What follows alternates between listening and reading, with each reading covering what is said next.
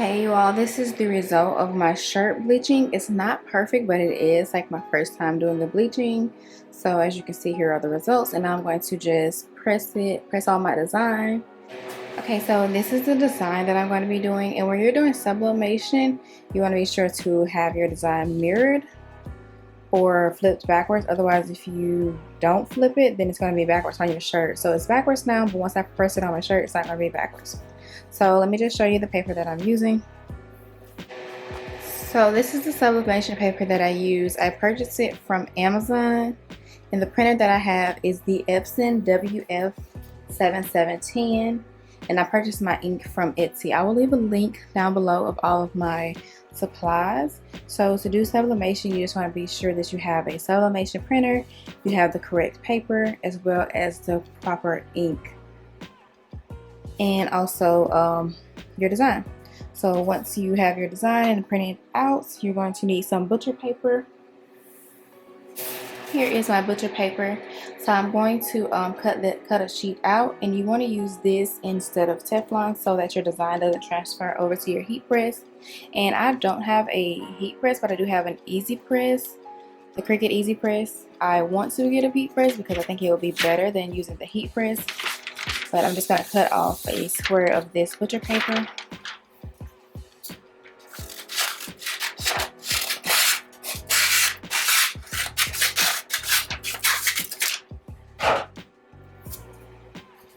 And now I'm going to plug up my heat press and let it heat up. So I just went ahead and put a towel down because I don't want my table to burn while I'm allowing my heat press to heat up. So you do want to have it at about 400. And I'm going to, another good use for the butcher paper is to insert it in your shirt so that the transfer doesn't get on the other side of the shirt. So I'm going to put this inside of the shirt.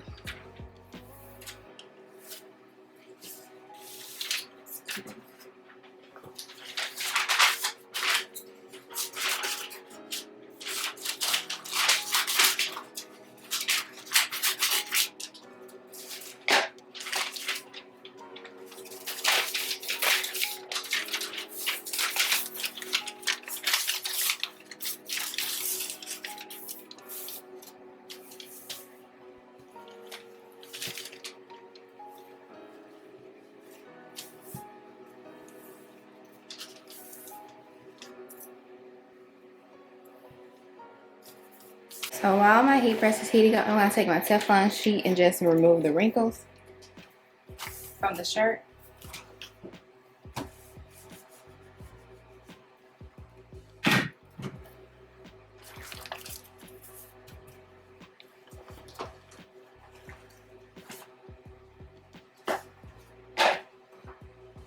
Now I'm going to place my design where I want it.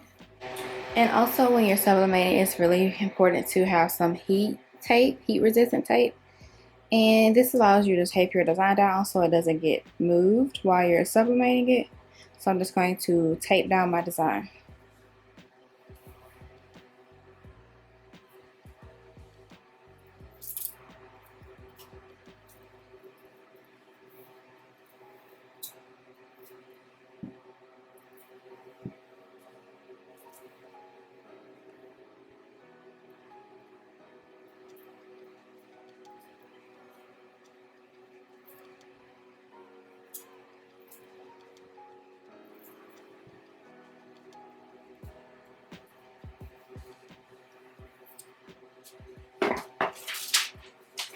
Now that your design is taped down, you want to take your butcher paper and place it over top.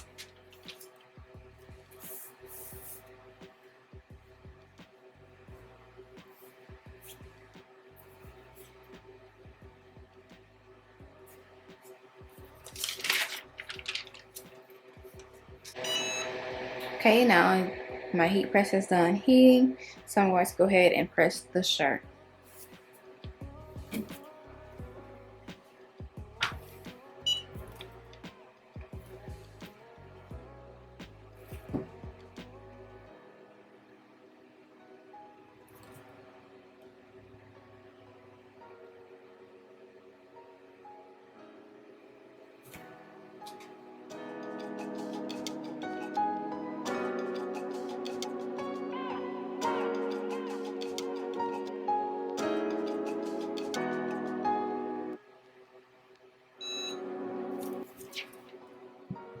So I did press for 30 seconds, but I'm just going to double check just to be sure that the design did transfer.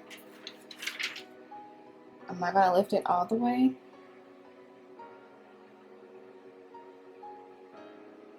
Okay, so we're going to press it a little bit more just to get it more vibrant.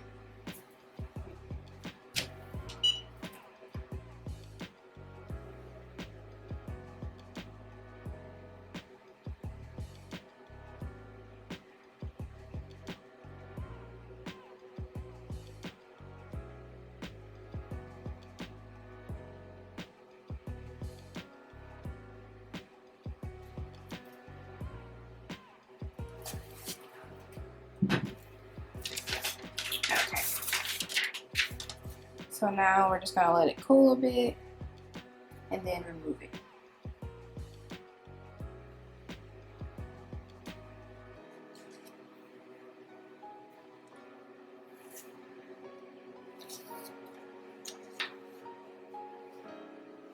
And here is the design. And I purchased this from Etsy. I will leave a link down below at where you can find the same design if you're interested. And that is it for this video, you all. So that is how you sublimate on a t-shirt. This is 100% cotton. So when you're sublimating on cotton, if you don't use a base or additive on your shirt, it could wash out in the washer. It's not going to wash completely out, but it's not going to be as vibrant as when you first press it. So be sure that you are selecting the right material to sublimate on. Polyester is always the preferred. 100% polyester is the preferred material. However, that is really hard to find on a t-shirt. So long as it's about 60% or more polyester, then everything will be good for pressing. So that is it for this video, you guys. I thank you all for watching. Don't forget to like, most definitely subscribe, and I will see you all in my next upload. Thank you.